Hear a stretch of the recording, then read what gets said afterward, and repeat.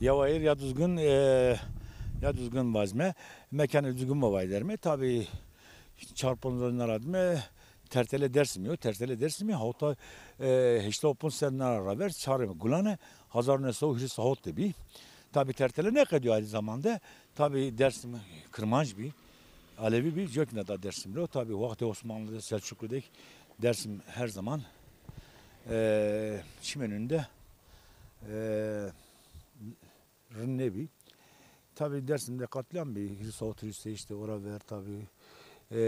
Zulüm kerdi, sürgün kerdi, sürgün kerdi, zulüm kerdi. Çeneki, domani, maupira, vasnay berdi, batı.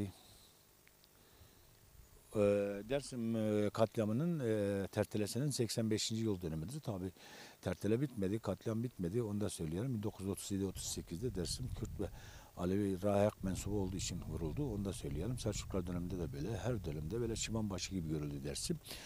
Dersim coğrafyası bugünkü Tunceli ile sınırlı değildir tabii.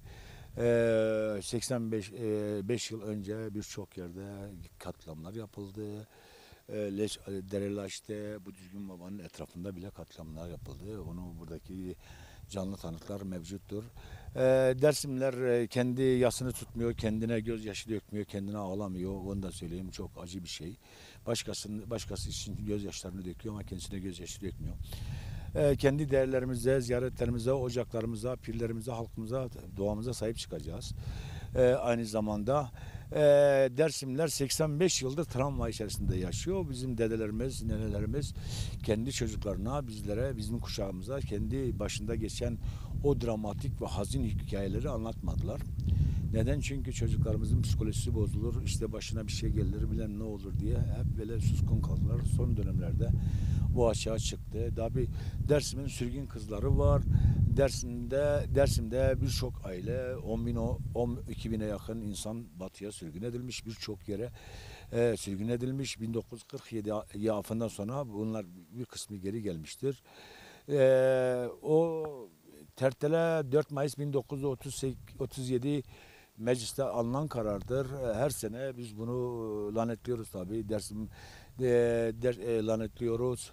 Bugün beyaz asimilasyon devam ediyor. Dilde, inançta, kültürde, cemevleri vasıtasıyla kendi içimizde, kendi çocuklarımız, ocakzadeler tarafında asimilasyon devam ediliyor. Diğer Alevi sürekleri Dersim'e hep taşşaşı bakarlar. Hiç mantıklı bakmazlar. Dersim anmalarına ve katliamını günlerinde bunların yanımızda görmüyoruz. Onu da söyleyelim. Bu konuda birazcık sistemim var.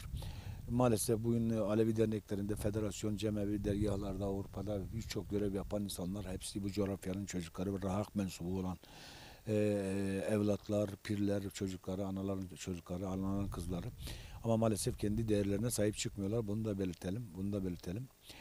Tabii yüzleşmek gerekir. Dersim'in kayıp kızları var, kayıp çocukları var. Arşivler açılsın. Katledilenlerin mezar yerleri belli değil. Seyit Rıza, Hüseyin Seydi, daha birçok dar ağacına, Hüseyin dar ağacına giden birçok insanın mezar yerleri belli değil. Toplu mezarlarda katledilen insanların ismi iade edilsin, Dersim ismi iade edilsin, yüzleşilsin. İnancı halen dili yasak, inancı yasak, cemevlerin statüsü yok. Bu konuda sıkıntılar devam ediyor. Oyalama politikası, bekle gör, her ne kadar her kim ki Dersim'de ve Alevilikten bahsediyorsa Dersim meselesi gündeme geldiği zaman herkes gerçekten şapkasını önüne koyup düşünüyor. Dersim davası çok önemli bir davadır. Başkeli Hasan Efendi Pirimiz diyor ki Ulu Divan kurulsun, Dersim davası Kerbela davasından daha önemlidir ve Kerbela davasından daha önce gündeme gelecektir diye düşünüyorum diyor kendisi. Pirimize aşık olsun. O çok içselleştirmiştir. Dersim'deki yapılan zulmü, hakareti çok içselleştirmiştir kendisine. Samimi olmak lazım, vicdanlı olmak lazım, merhametli olmak lazım. Acılarımızı kimse dile getirmedi. Biz kendi acılarımızı kendi içimize atarak yıllardır, 80-90 yıldır böyle devam ediyoruz. Alevi süreklerinde Rahat süreyi biraz dışlanıyor. Onu da söyleyelim. Serçeşme'miz düzgün babadır. Yüzleşmek istiyoruz, helalleşmek istiyoruz. Bunlar hangi dilden, hangi lisandan, hangi inançtan olursa olsun onların kelamıyla da söylersek herkesin yaşam hakkı var. Herkesin kendini ifade etme hakkı var. Herkesin, biz rızalıktan bahsediyoruz. Eline beline dinle, kul hakkı yenilmesin diyoruz. Bu konuda Tertele 85 yıl önce yapılan Tertele'yi kınıyorum. Arşivler açılsın. Türkiye'de özellikle basın ve medya bu konuda görevini yapmıyor.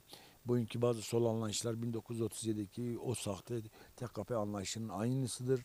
Halen daha o gözle, o çerçeveden bakıyor. Mazlum bir halkın acılarını, kaderlerini duymadılar. Duymamazlıktan geliyorlar. Asimile ettiler. Çocuklarımızı, kızlarımızı, özellikle ana ve kadınlarımızı düşürmeye çalışıyorlar bu coğrafyada.